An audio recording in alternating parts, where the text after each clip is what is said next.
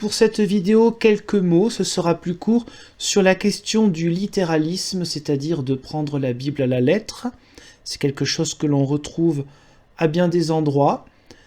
Prendre la Bible à la lettre n'est pas en soi forcément quelque chose de mauvais, à partir du moment où l'on a compris qu'il y avait beaucoup d'autres possibilités d'interprétation. Il faut commencer par les lettres, évidemment en hébreu et en grec, ce que fait d'ailleurs M. Russell. Et ensuite, il faut traduire, et puis voir le contexte. Là, par contre, le contexte, c'est pas la peine de chercher trop ici. Et puis voir la possibilité d'interprétation spirituelle, etc.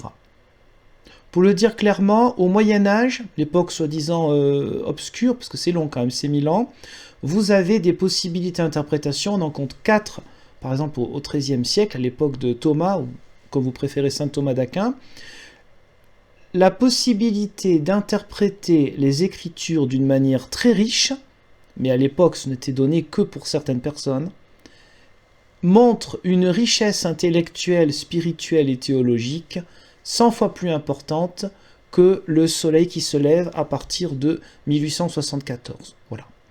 Est-ce que le littéralisme c'est le protestantisme parce que le protestantisme c'est la Bible et pas le reste? Non, le protestantisme n'inclut pas forcément, je veux dire, ne consiste pas, n'a pas pour conséquence ultime forcément de prendre la Bible à la lettre.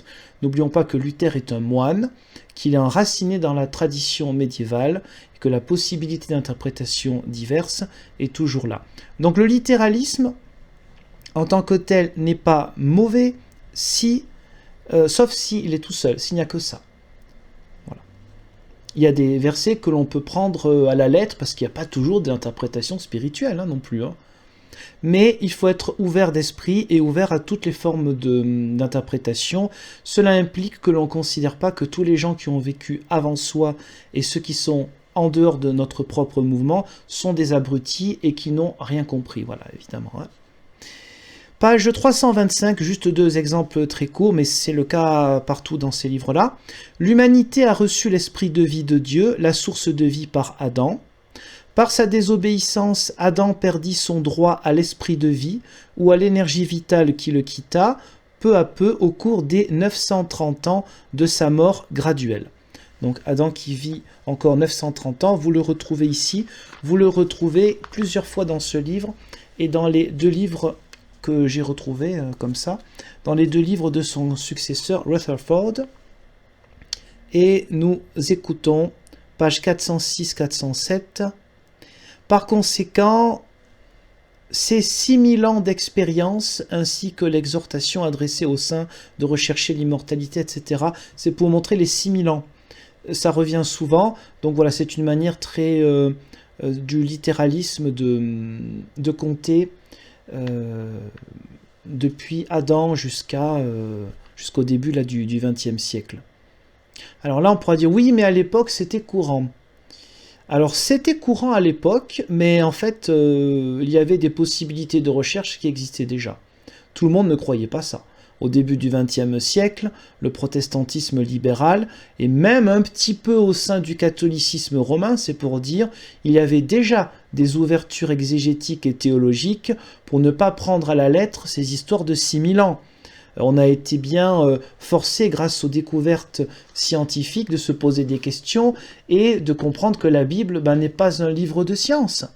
Et ce n'est pas rabaisser les Saintes Écritures que de ne pas voir en elles un livre de science, c'est au contraire les respecter et de voir ce qu'elles sont, c'est-à-dire un ensemble de textes où bien sûr qu'il y a des événements historiques, parfois réels, qui ont donc existé, mais il y a aussi une belle symbolique parce que c'est la parole de Dieu, pas de la magie.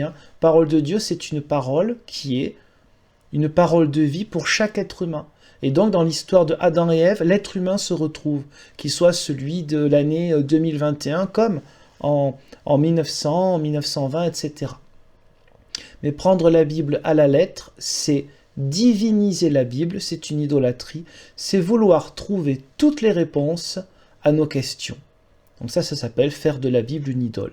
Ce n'est pas la sola scriptura, qui est la méthode protestante de dire « je n'utilise que la Bible » pour pouvoir répondre aux questions de foi.